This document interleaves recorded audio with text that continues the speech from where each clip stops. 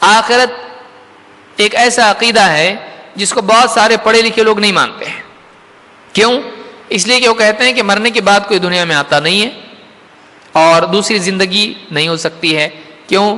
جو آدمی چلا گیا، میرے دادا پردادا جو بھی، وہ کبھی واپس نہیں آئے اور ان کو دوسری کوئی زندگی ملے ہم نے دیکھا نہیں. تو یہ کیسے ہو سکتا ہے کہ انسان مرنے کے بعد دوبارہ اس کو زندگی ملے؟ تو اس کا پروف کیا ہے؟ اس کا ثبوت کیا ہے؟ ایک ثبوت تو یہ ہوتا ہے کہ ایک انسان اپنی آنکھوں سے کسی چیز کو دیکھے، لیکن ضروری نہیں ہے کہ ہر چیز میں یہی ثبوت ہو. ثبوت اور بھی ہوتا ہے، وہ یہ کہ ایک چیز کی پاسبلٹی پروو کی جائے کہ ایسا ممکن ہے، تو اس کا انکار مر جاتا ہے. اور اگر وہ چیز ممکن ہے، اگر انسان اپنی زندگی میں اس کو دیکھ رہا ہے تو بڑی آسانی سے اس کو ماننا پاسبل ہوتا ہے. مثال کے طور پر ایک مثال ہم آخرت کے تعلق سے قرآن کریم کی ایک جگہ آیت ہے. اللہ فرماتا ہے اولم یر الانسان انا خلقناہ من نطفۃ فاذا هو خصیم مبین. اولم یر الانسان، کیا انسان نے نہیں دیکھا؟ یرا اولم یر الانسان، کیا انسان نے نہیں دیکھا؟ انا خلقناہ، ہم نے اس کو پیدا کیا ہے، من نطفۃ، ایک سپرم سے، ایک نطفے سے، فاذا هو خصیم مبین، تو اس گھٹیا سی حقیر سی ایک قطرے سے بن کر وہ اتنا زیادہ بڑا ہو گیا کہ جھگڑالو بن گیا. فاذا هو خصیم مبین، تو بحث و مباحثہ اور جھگڑا اور جدل کرنے لگ گیا، کھل کر قرآن کی، دین کی، حق کی مخالفت کرنے لگ گیا. وضرب لنا مثلا، اور ہمارے لیے باتیں بنانے لگا، ہمارے لیے مثالیں گھڑنے لگا. ونسی خلقہ، اور خود اپنی پیدائش کو بھول گیا. قال من یحیی العظام وہی رمیم، کہتا ہے کہ کون ہے جو ہڈیوں کو مٹی میں سڑ گل جانے کے بعد دوبارہ زندگی دے گا. یعنی اللہ تعالیٰ نے انسان کے بارے میں بتلایا کہ انسان، کیا اس نے یہ نہیں دیکھا کہ ہم نے اس کو ایک قطرے سے پیدا کیا ہے، نطفے سے، اور بڑھتے بڑھتے بچہ، جوان، بوڑھا جو بھی ہے، وہ بڑھتے بڑھتے اتنا ہو گیا کہ ایک قطرہ، ایک حقیر سی چیز بڑھتے بڑھتے ایک کریشن، ایک انسان کی صورت اختیار کر گئی، اور ایسی کہ وہ بات کرتا ہے، سمجھتا ہے، سوچتا ہے، اور اس حد تک پہنچ جاتا ہے کہ کہتا ہے کہ ہم اللہ کے لیے باتیں بناتا ہے، مثالیں گھڑتا ہے، اپنی عقل سے فلسفے بناتا ہے، اور اپنی پیدائش کو بھول گیا ہے کہ خود کیسے پیدا ہوا ہے. قال من یحیی العظام وہی رمیم، اور کہتا ہے انسان کہ ہڈیاں جب مٹی میں مل جائیں گی، سب ختم ہو جائے گا، کون ہے جو واپس اس کو زندہ کرے گا؟ ایسا ہو سکتا نہیں ہو سکتا.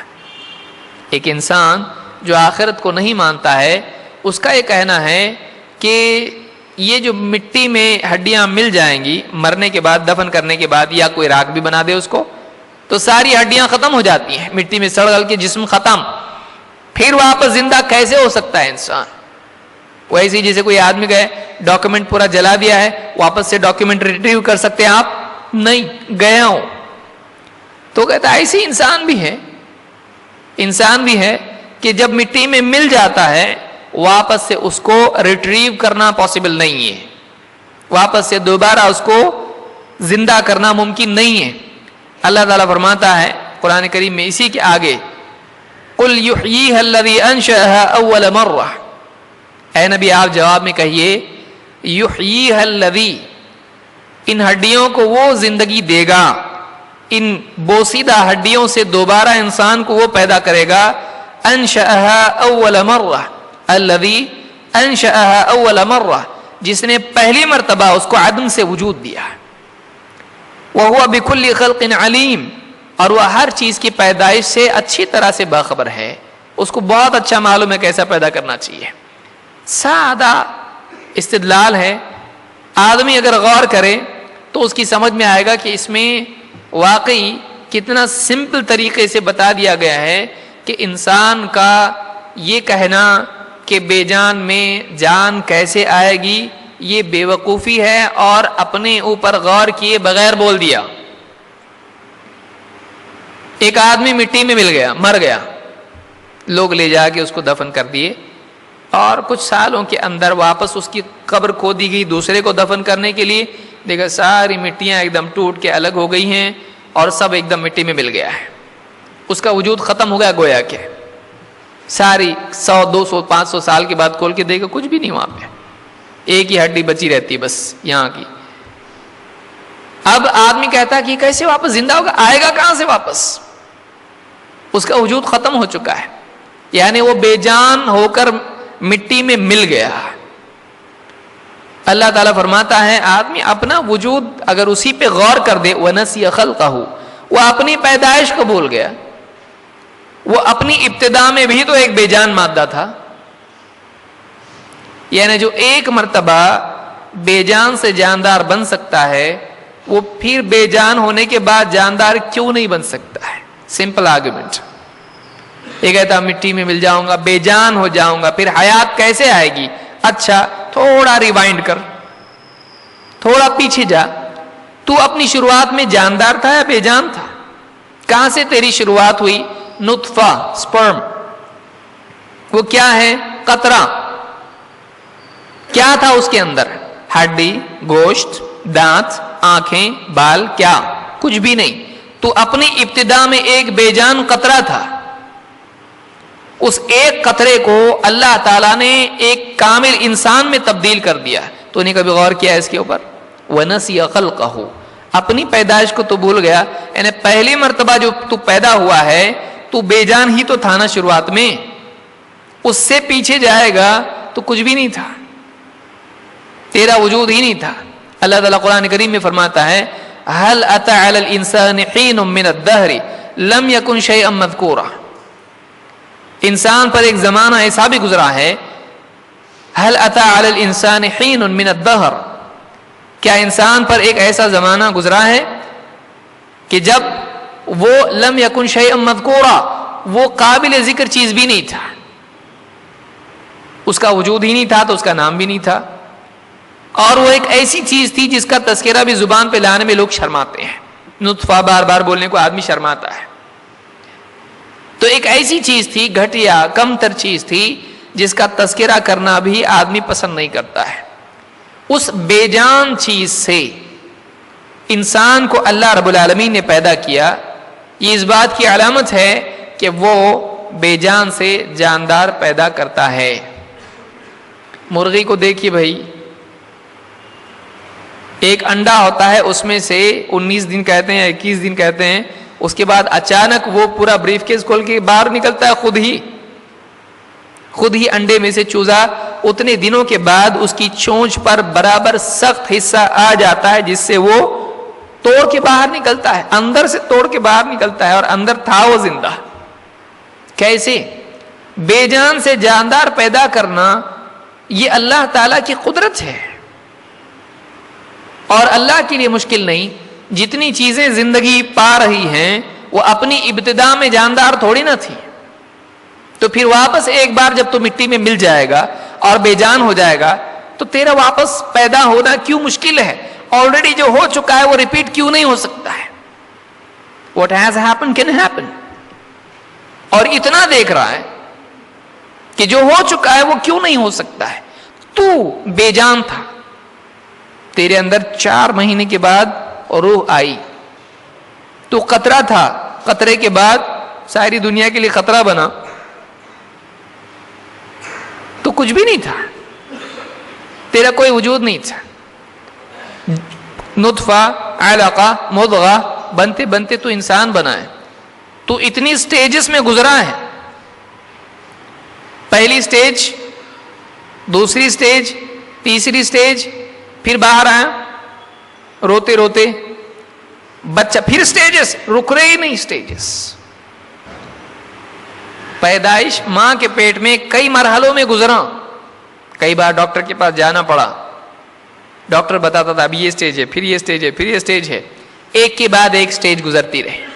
نطفہ, علقہ, مضغہ, پھر اس کے بعد ہڈیاں وغیرہ سارا اس کا جسم بننا, اور اس کے بعد باہر آیا چھوٹا, بڑا نہیں، چھوٹا بن کے بچہ چھوٹا سا باہر آیا.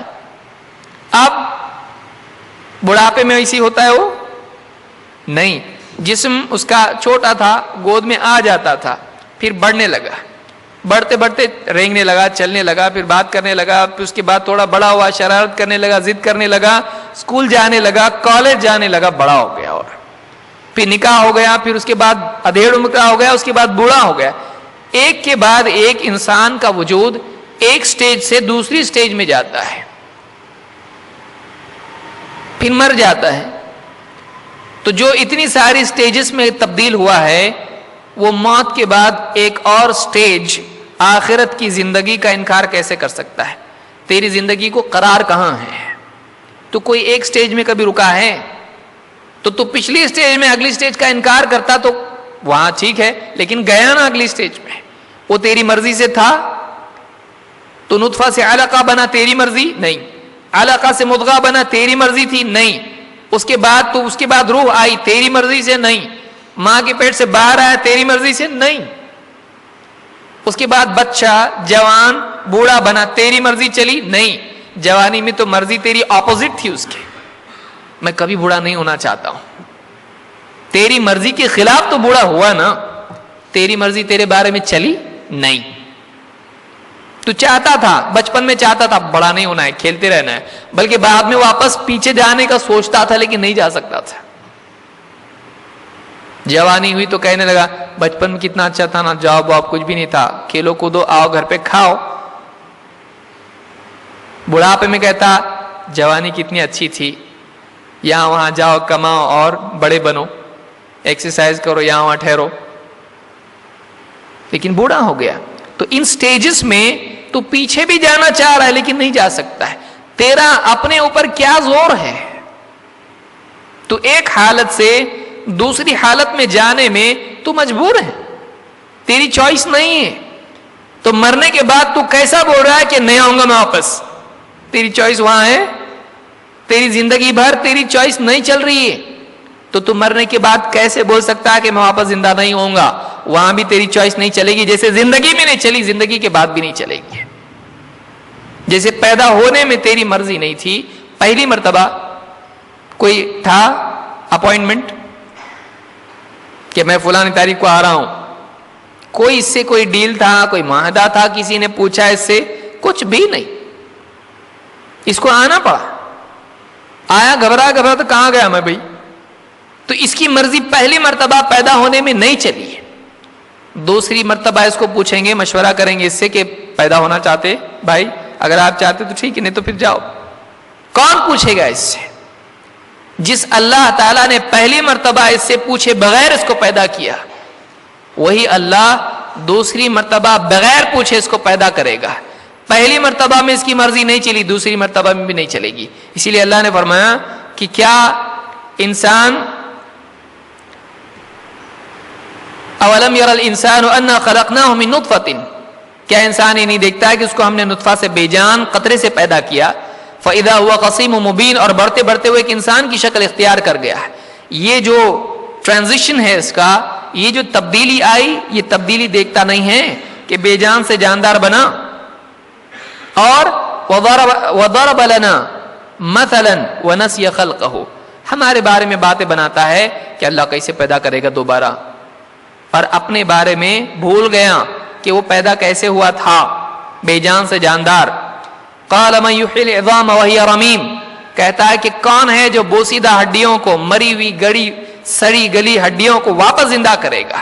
اعتراض کرتے ہوئے، انکار کرتے ہوئے کہتا ہے اللہ کی قدرت پر حرف اٹھاتا ہے. کون واپس زندہ کرے گا؟ اس سے کہہ دو قل یحییھا الذی انشأھا اول مرہ. اس سے جواب میں بس اتنا ایک بات بول دو کہ وہ جس نے پہلی مرتبہ تجھ کو پیدا کیا وہی دوسری مرتبہ پیدا کرے گا. جیسے پہلی مرتبہ تیری چوائس نہیں تھی، دوسری مرتبہ بھی تیری چوائس نہیں ہوگی. اور تو اپنے آپ تھوڑی نہ پیدا ہوا ہے، تو اپنے آپ پیدا نہیں ہوا ہے.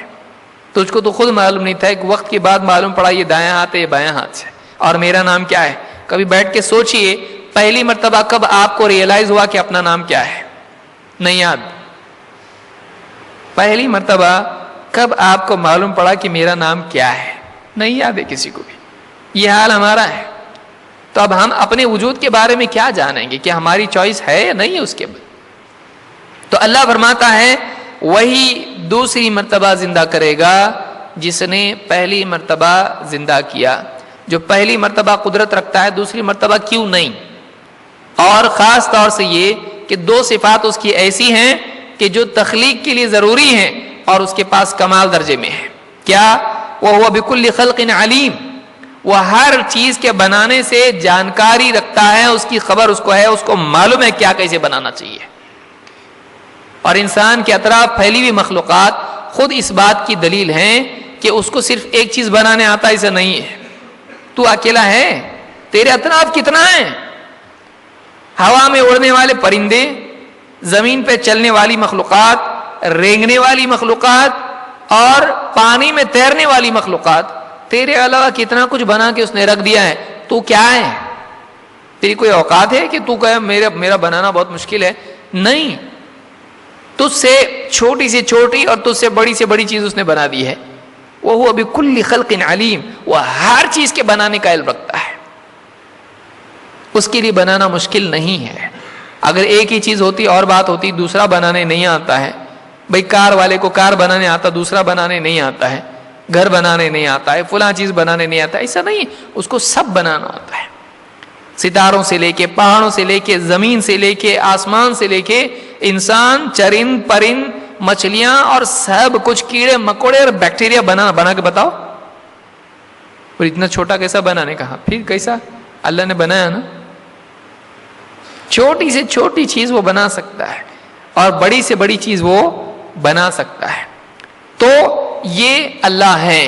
تو اسلام کا جو سمجھانے کا جو طریقہ ہے، قرآن کی جو آیات ہوتی ہیں، چھوٹے سے جملے میں بڑے سے بڑا جواب ہوتا ہے. چھوٹا جواب، سادے آدمی کے لیے، لیکن جو جتنا اس میں غور کرے گا اتنا زیادہ اس کو ایلیبوریٹ کر سکتا ہے، اتنا زیادہ اس کو سمجھا سکتا ہے. لیکن سادہ جواب کیا ہے؟ جس نے پہلی بار پیدا کیا وہ دوسری بار کرے گا نا. کیا پرابلم ہے؟ پہلی بار کیا نا، دوسری بار بھی کرے گا. اور تو پہلے بے جان تھا نا، ہاں، پھر جان آئی نا، ہاں، پھر بے جان ہوگا نا، ہاں، پھر جان آئے گی نا. کیوں نہیں؟ تو ایک چیز جو ہو چکی ہے وہ سیکوینس میں واپس کیوں نہیں ہو سکتی ہے؟ نہیں ہو سکتی. کون بولا تیرے کو نہیں ہو سکتی؟ جو ہو چکا ہو سکتا ہے. تیرے ڈینائل بے معنی ہے. تو پاسبلٹی کا انکار کر رہا ہے جو پاسبل آلریڈی ہے، جو آلریڈی ہو چکا ہے. تو کہہ رہا نہیں ہو سکتا ایسے. بارش آئی نا، ہاں آئی. نہیں آ سکتی؟ نہیں آ سکتی. کیوں نہیں آ سکتی بھائی؟ جو آ چکی ہے آ سکتی ہے. جو ہو چکا ہے وہ کیوں نہیں ہو سکتا ہے؟ تو لاجیکلی، عقل سے کوئی آدمی انکار نہیں کر سکتا ہے آخرت کا. قرآن نے بتلا دیا پہلی مرتبہ جس نے بنایا وہ دوسری بار بھی بنائے گا. اور اس کو بھول گیا وہ بنانا، آخر میں کہا ہر چیز بنا سکتا ہو. تو اپنے اطراف چیزوں کو دیکھ لے، سمجھ میں آئے گا وہ کیا کیا بناتا ہے. تو کچھ بھی نہیں اس کے سامنے ہے. اور بھی کئی جگہ اللہ نے کئی اور آرگیومنٹس بھی رکھے ہیں، لیکن اس کا وقت نہیں ہے. یہ ایک مثال ہے اس کی، یہ ایک مثال اس کی ہے. تو قرآن اور اسلام میں جو بنیادی عقائد ہیں ان کے بارے میں یہ نہیں کہنا پڑتا ہے بھائی اس بارے میں ہم سمجھ نہیں سکتے ہیں، یہ ہماری عقل سے اوپر ہے. ہم کو ایسا نہیں کرنا پڑا ہے، بلکہ آسانی سے سمپل انٹلیکٹ کو وہ سمجھ میں آتا ہے، سادہ عقل کو سمجھ میں آتا ہے. ایک سادہ آدمی بھی سمجھ سکتا ہے کہ واقعی اسلام میں جو عقیدہ ہے وہ صحیح ہے اور قابل فہم ہے. دیکھیے ایک چیز جو آدمی نہیں سمجھ سکتا ہے اس کو کیسے منوائے گا اللہ؟ آدمی سمجھ سکتا ہے اس کو، اسی لیے اس کو منوایا جا رہا ہے. تو اللہ تعالیٰ نے انسان کو ایسی چیز کا مکلف نہیں کیا جو اس کے بس میں نہ ہو، ایسی چیز کا مکلف کیا ہے جو اس کے بس میں ہو. تو اسلام ایک سادہ دین ہے، اور سمجھ کے اعتبار سے بھی، عمل کے اعتبار سے.